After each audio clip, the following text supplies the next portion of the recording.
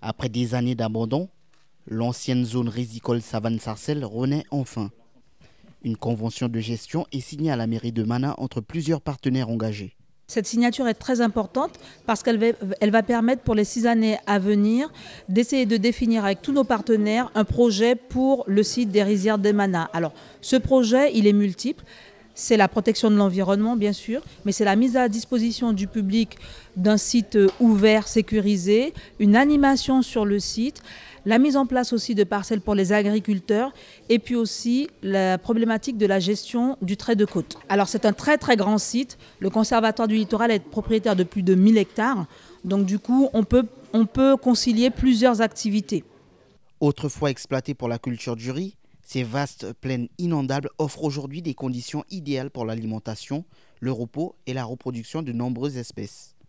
C'est un lieu très important, notamment donc pour ces oiseaux migrateurs.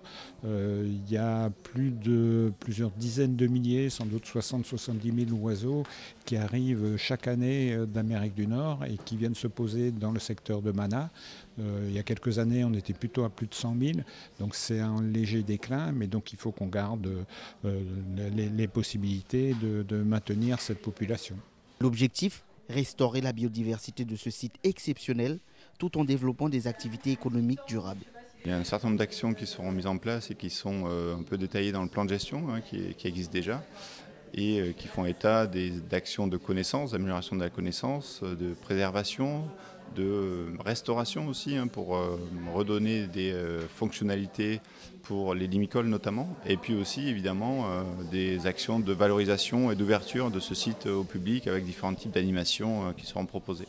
Cette signature unit patrimoine agricole, préservation de la nature et développement local.